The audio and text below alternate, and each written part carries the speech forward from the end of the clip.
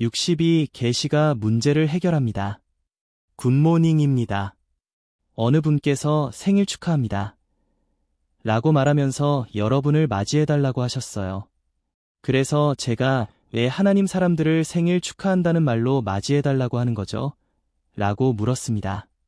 그분이 수요일은 임마누엘 TV의 생일입니다. 라고 하더군요. 임마누엘 TV가 11년을 맞이하게 됩니다. 생일 축하합니다. 할렐루야. 전 세계 시청자 여러분 생일 축하합니다. 여러분의 임마누엘 TV가 11년을 맞이하게 됩니다. 할렐루야. 아우. 여기 계신 많은 분께서 회개할 것을 예수님께서 아십니다. 여러분이 거듭났기 때문이죠. 진정한 거듭남은 어떻게 아는 걸까요? 실수를 할 때마다 여러분은 하나님께 도움을 구합니다. 이것이 진짜 거듭난 것이죠. 여러분이 진실로 거듭났기 때문입니다. 그것은 여러분에게 즐거운 일 아닌가요? 여러분의 기쁨을 보여주세요. 이것은 외언입니다. 하늘로부터 온 메시지입니다. 여러분이 진실로 거듭났기 때문에 여러분이 회개하실 것을 안다고 하십니다. 아멘. 진짜 거듭난 사람은 실수만 하지 여러분의 양자됨이 진짜라면 죄를 짓지 않습니다. 여러분이 진짜 거듭났다면 어떤 것도 하나님으로부터 여러분을 갈라놓을 수 없습니다. 실수만 할 수 있지 죄를 지을 수 없습니다. 회개하지 않을 때 그릇된 것이 죄가 됩니다. 회개하길 거부한다면 그것이 죄가 됩니다. 진짜 거듭남을 어떻게 알 수 있을까요? 진짜 거듭남은 우리가 실수할 때마다 하나님께 도움을 구함에 있습니다. 그러면 끝입니다. 그것이 진정한 거듭남이죠. 하나님과 연결되어 있습니다. 우리의 위치는 다른 것으로 대체될 수 없죠. 항상 그 자리에 있습니다. 잠시 그 자리에서 떠나 있을 수는 있죠. 그리고 돌아오죠. 할렐루야. 믿음을 말하세요. 믿음을 말하라고 한다면 그렇습니다. 읽을 성경이 많습니다. 저는 히브리서를 꺼내듭니다.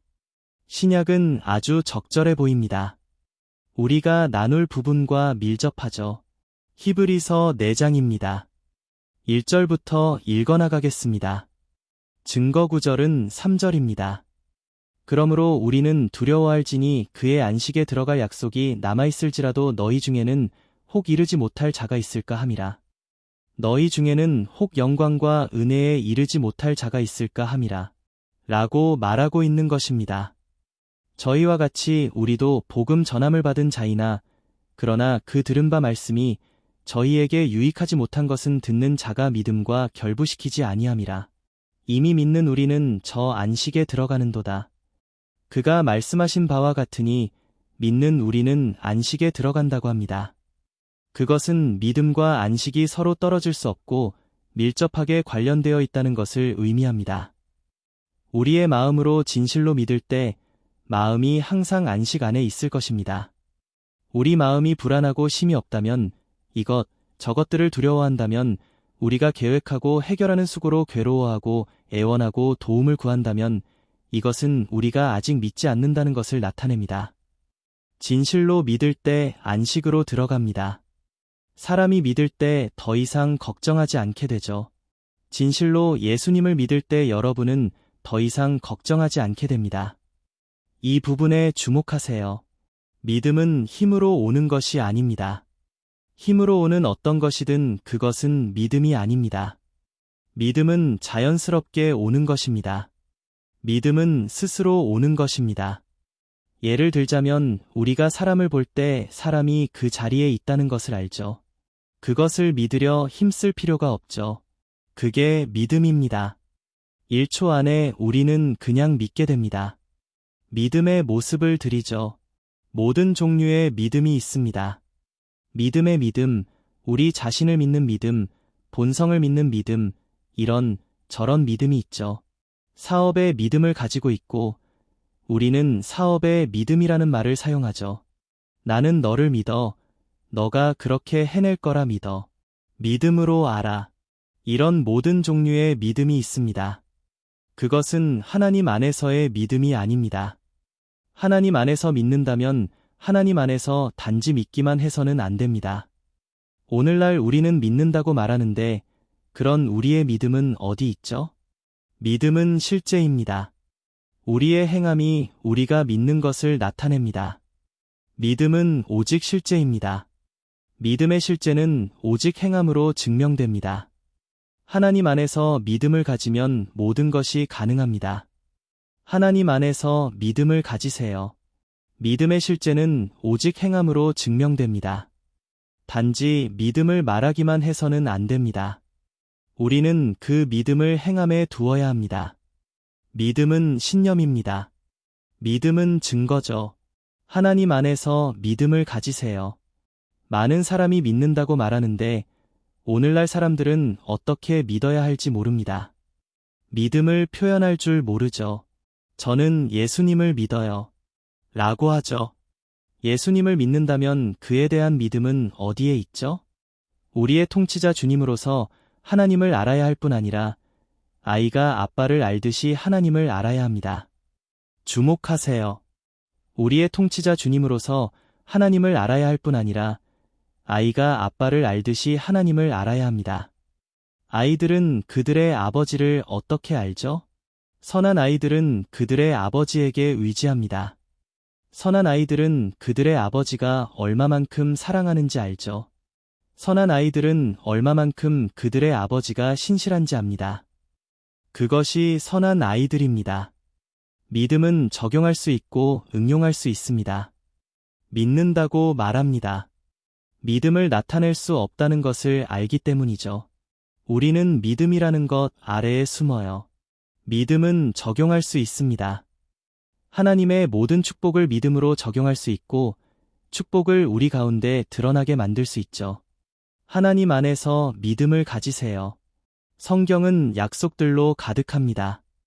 모든 문제에 있어서 우리가 믿음이 있다면 하나님이 우리를 위해 행하시는 약속들이 있습니다. 우리에게 믿음이 있다면 하나님이 우리의 말을 들으실 것입니다.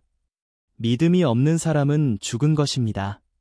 일어나지 않는 믿음은 죽은 것입니다. 우리 중 몇이나 아이들이 아빠를 아는 것처럼 저는 하나님을 압니다. 라고 말할 수 있을까요? 없습니다.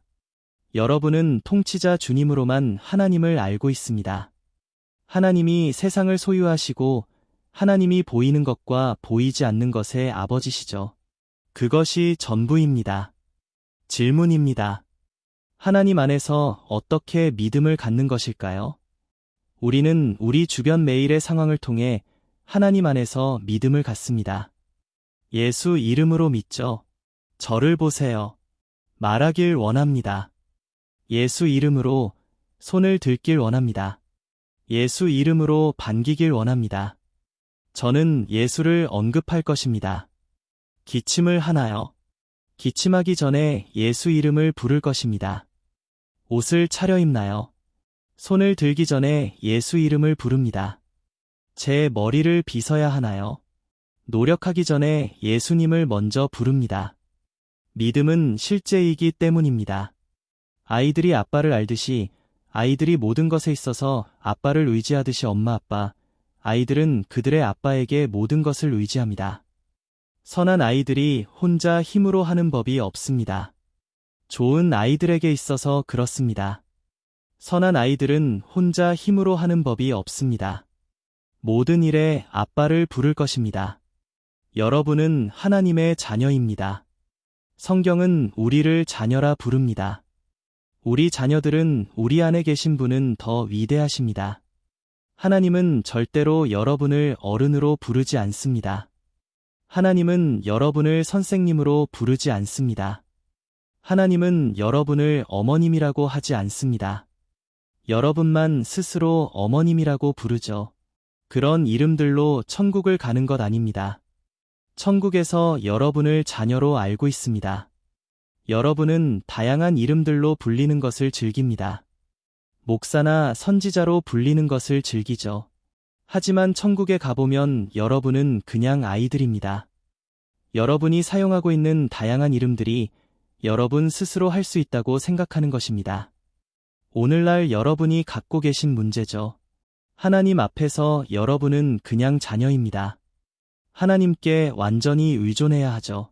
먹을 때도 예수님, 손을 씻을 때도 예수님, 머리 빗질할 때도 예수님, 안경을 쓸 때도 예수님, 앉을 때도 예수님, 일어설 때도 예수님, 목욕할 때도 예수님, 차려입을 때도 예수님, 여러분을 맞이하면서 잘 지내시죠? 라고 인사하기 전에 예수님을 부릅니다. 천국에서 어떤 이름으로 여러분을 알까요? 그냥 하나님의 아이들로서 알게 됩니다. 감사합니다. 아이들이 마마라고 부르죠? 그게 머릿속에 박혀 있어요. 맞습니다. 엄마, 네, 그렇게 믿습니다. 이제 어떻게 해야 할까요? 이제 깨닫고 더 겸손해져야 합니다. 하나님 앞에서 저는 자녀입니다. 자녀로서 어떻게 해야 하죠? 자녀처럼 행동해야 합니다. 그리고 제 아버지를 알아야 하죠. 알겠습니다. 다른 분 또 계시나요? 하나님께 완전히 의존하는 것입니다. 하나님은 아버지시기 때문이죠. 자녀는 아버지께 어떻게 의존해야 하죠? 하나님 안에서 믿음을 가지고 하나님은 실패하지 않으신다. 라는 믿음을 갖는 것입니다. 안식 안에 들어갑니다. 아버지 근처에 있을 때 아버지께서 돌보신다는 것을 알게 됩니다. 누가 더 간단하게 말해 주실 분? 당신은 하나님에게 누구인가요? 저는 하나님의 자녀입니다. 당신의 자녀가 당신을 부르는 것처럼 당신이 하나님의 자녀인가요? 하나님의 아버지가 아니고요. 저는 하나님의 자녀입니다. 아버지가 아니고요. 아닙니다. 삼촌은 아니세요. 아닙니다. 형은 아니고요. 아닙니다. 회사의 MD는 아닌가요? 아닙니다. 열방교회의 지도자는 아니신가요? 아닙니다. 우리는 우리 스스로를 알아야 합니다. 이것이 오늘날 우리가 가지고 있는 문제입니다. 집에서 보고 계신 시청자 여러분 잘 들으십시오. 계시를 받지 않고서는 아무도 이 부분을 설교하지 않을 것입니다. 순수 계시입니다. 저는 여러분의 문제를 풀어줄 계시를 가지고 나옵니다. 여러분의 문제를 해결해 주는 계시죠. 여러분의 자녀, 아버지 앞에서 여러분의 삼촌, 형제 앞에서 누구 앞에서든 저는 갑부이고 지도자이고 이 세상에 있는 전부입니다. 하나님을 생각하세요. 우리는 하나님의 자녀입니다. 우리가 하나님의 자녀라면 아버지께 있어서 자녀의 지위는 어떤 것일까요? 하나님께 완전히 의존하는 것입니다. 말하기 전에 예수님을 찾으세요. 뛰고 싶을 때 예수님을 찾으세요. 자녀들은 스스로 할 수 있는 것이 없습니다. 아이가 혼자서 어떤 일이든 할 수 있을까요? 할 수 없습니다. 그게 여러분입니다. 이것은 깊은 뜻이 담긴 계시입니다. 하나님께 완전히 의존해야 합니다. 여러분에게 얼마나 하나님이 필요한지 알아야 합니다. 여러분의 자녀가 집에서 여러분을 필요로 하는 것처럼 여러분도 하나님이 얼마나 필요한 분인지 알아야 합니다. 선한 아이들입니다. 나쁜 아이들 말고요. 나쁜 아이들이 있기도 하죠. 여러분이 집을 비울 때 어린 자녀들은 냄비를 열어서 스프를 먹기도 합니다.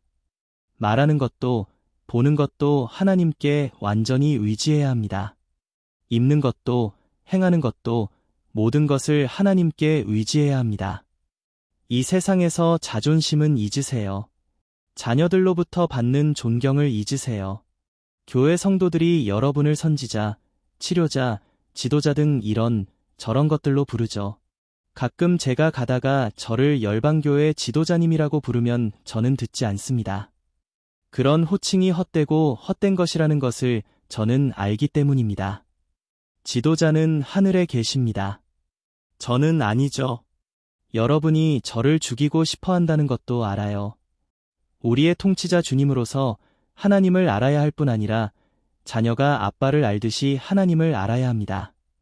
여러분도 하나님을 자녀가 아빠를 알듯 그렇게 아시나요? 하나님을 찬양하고 사랑하고 예배드리고 춤추고 하나님을 대변하고 어디에 가든 예수님만이 주님이시다. 하나님은 구속자며 구세주시다. 라고 말합니다. 그것 말고는 예수님에 대해 더 이상 말할 것이 없습니다. 여러분을 변호하고 무슨 말을 할 때 나는 크리스천이야. 나는 거듭났지. 라고 말합니다. 정말로 예수님을 자녀가 아빠를 알듯이 그렇게 예수님을 알고 계시나요? 성경을 창세기부터 계시록까지 읽습니다. 성경을 인용하거나 구절과 관련된 말을 할 것입니다. 여러분은 싸울 수 있습니다. 성경을 인용하는 누구와도 대면할 수 있습니다.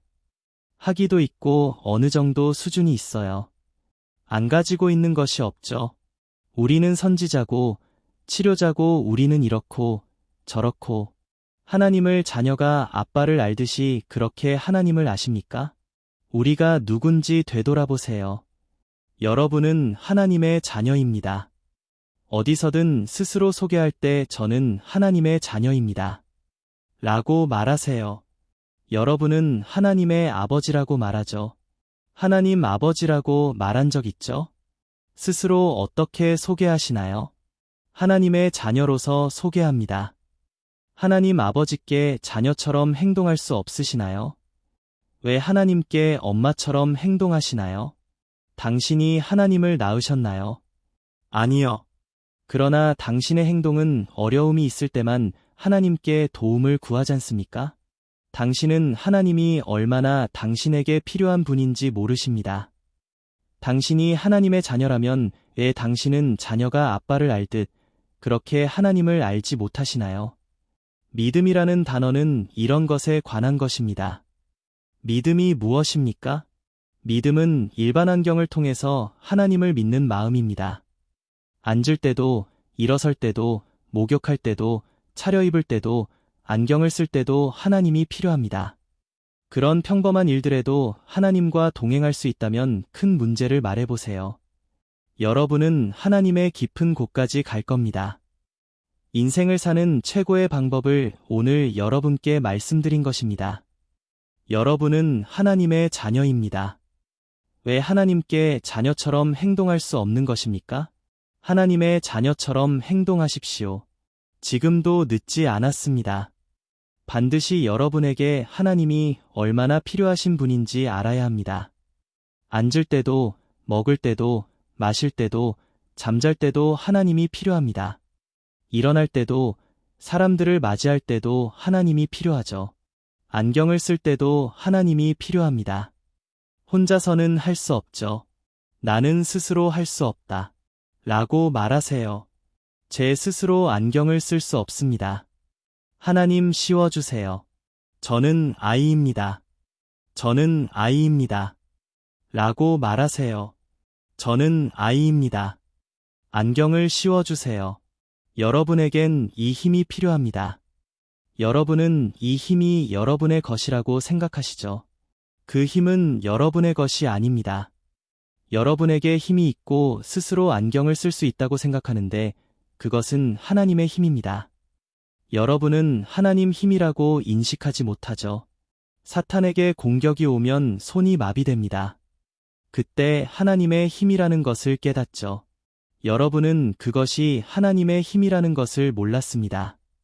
여러분은 그것이 여러분의 힘이라고 생각했었죠. 안경을 써야 할 때마다 여러분은 안경을 그냥 집어듭니다. 그것이 하나님의 힘이라는 것을 알지 못하죠.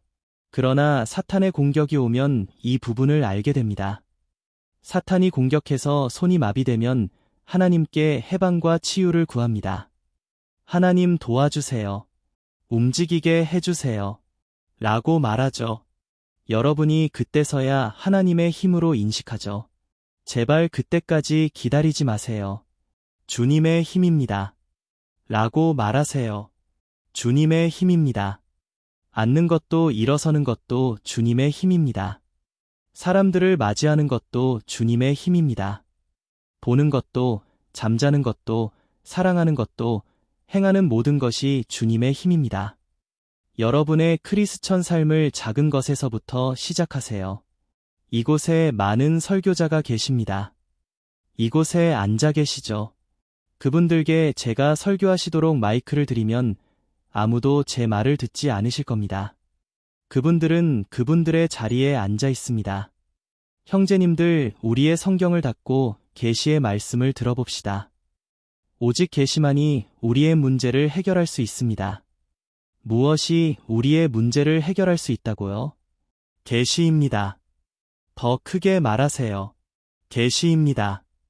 이 성경을 보세요. 여러분이 계시로 와닿기 전에 먼저 성경을 묵상해야 합니다. 묵상을 통해서 말씀에서 계시가 나옵니다. 지금은 그것은 성경입니다. 이 성경이 계시가 되기 위해서는 성경을 묵상해야 합니다. 묵상을 통해서 마음으로 곱씹어 볼 때 그것이 계시가 됩니다. 묵상이 계시로 이어집니다. 여러분이 읽는 것을 묵상하고 마음속으로 곱씹어 보세요. 마음속으로 곱씹어 볼 때 마음에서 일어나는 일을 알게 됩니다. 무엇을 통해 일어난다고요? 묵상입니다. 마음속으로 계속해서 하나님 말씀을 깊이 생각해 보세요. 그게 계시가 됩니다. 마음으로 깊이 생각해 보는 과정이 입으로 일어나지 않습니다.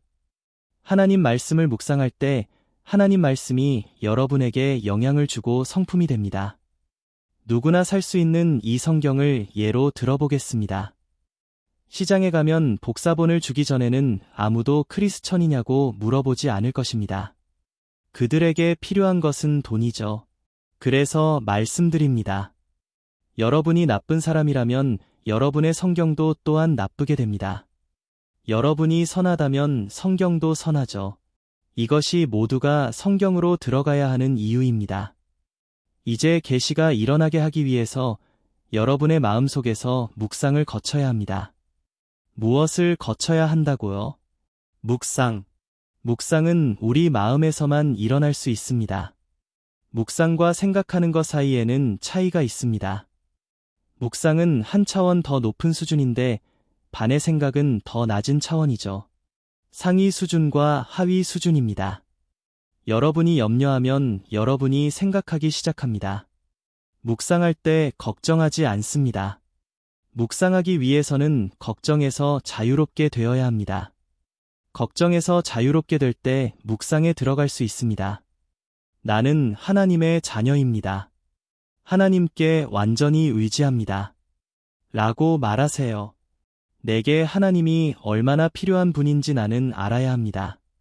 모든 일에 하나님이 필요합니다. 심지어 말할 때도 볼 때도 하나님이 필요로 합니다. 내겐 더욱 주님이 필요합니다. 주님이 더욱 필요합니다. 예수님 매일 내겐 더욱 주님이 필요합니다. 주님이 더욱 필요합니다.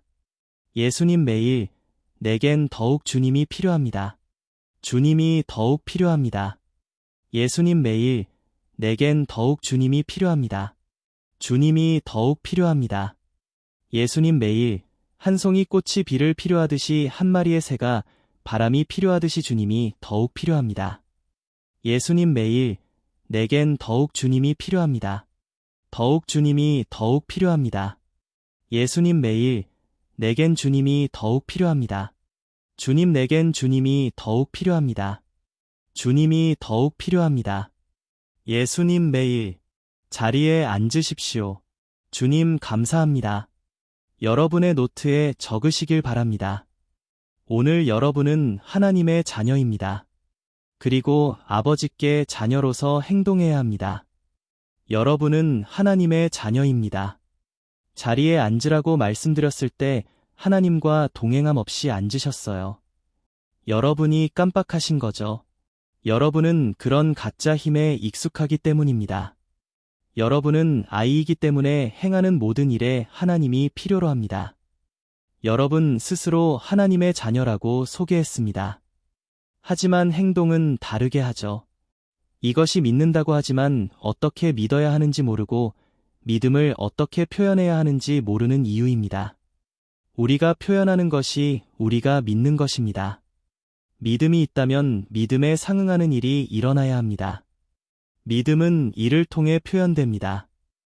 이 일을 통해 믿음이 완벽해집니다. 이 일을 통해서 믿음이 증명됩니다. 이 일을 통해서 믿음이 완전해집니다. 믿음과 일이 서로 동의하지 않는다면 우리 믿음에 문제가 있는 것이 틀림없습니다. 믿음의 믿음이나 우리 안에 있는 믿음이든 그것은 자기의입니다. 다시 말씀드립니다. 믿음과 행함이 서로 동의하지 않는다면 우리 믿음에 문제가 있는 것이 틀림없습니다. 믿음의 믿음이나 우리 안에 있는 믿음이든 사람이 행한 것을 믿는 믿음, 과학, 지식 등의 믿음이 있습니다. 그것이 우리가 믿는 것입니다. 가끔 우리가 교회에 가면 많은 사람을 보게 되는데 아름다운 교회를 보죠. 우리의 믿음이 거기에 있습니다. 대형교회, 멋진 사람들, 대통령, 이런 부분들이 우리 믿음이 충분하다고 생각합니다. 아니면 하나님의 사역자들이 설교하는 방식으로 하나님은 사랑이십니다. 이런 것은 좋은 설교자죠. 그것만으로 우리 믿음이 충분하다고 생각합니다. 이런 것이 사람이 행한 것으로 여겨집니다. 우리 주님 안에서의 믿음, 예수 그리스도는 초자연적인 것과 관련된 것입니다. 믿음은 실제입니다. 믿음은 신념만큼이나 단순하죠. 믿음은 추상적으로 표현될 수 없습니다. 그것이 오늘날 사람들이 믿음이라는 말 아래 숨는 이유입니다. 나는 그리스도를 믿어. 나는 믿는 사람이야. 믿음이라는 단어는 신뢰와 관련이 있습니다. 결국에는 우리가 하는 일이 우리의 믿음을 증명하죠. 여러분의 일이 무엇입니까? 여러분의 일이 여러분의 믿음을 증명합니다. 여러분의 일이 여러분의 믿음을 완벽하게 합니다. 믿음은 일과 함께 이루어지기 때문입니다. 저는 지금 하나님의 자녀분들께 이야기하고 있습니다. 하나님의 자녀십니까? 그렇습니다. 더 크게 말하세요. 그렇습니다. 여러분이 하나님 자녀라는 것만 인식하고 계세요. 하나님 자녀에게 필요한 것은 모든 것이 아버지께 있다는 것을 알아야 합니다. 그것이 완전히 의지하는 것입니다. 아빠가 없이 자녀가 할 수 있는 것은 아무것도 없습니다. 여러분은 사탄에게 공격을 받을 때만 하나님을 부릅니다. 그것이 하나님께서 여러분을 구하지 않으시는 이유입니다. 하나님은 여러분이 이기적인 이유로 하나님을 부르고 있다는 것을 아십니다. 이기적인 이유는 어떤 것일까요? 여러분을 구조하기만 하는 것이죠. 여러분을 구조하고 나면 여러분은 다시 여러분만의 삶을 살아갑니다. 하나님은 그것을 원하지 않으십니다. 하나님은 여러분 삶 전체를 원하십니다. 삶의 일부분이 아닌 전체를 원하십니다. 돌아가셔서 이 부분에 관해서 생각해 보세요. 묵상, TV 조슈아 선지자가 가장 강조하는 것은 묵상입니다. TV 조슈아 선지자의 묵상의 정의는 이 책의 367쪽 마지막 줄에 나온 대로 오직 하나님 말씀에만 초점을 맞추는 것입니다. 묵상을 다르게 표현하면 하나님 말씀만 상상하는 것입니다.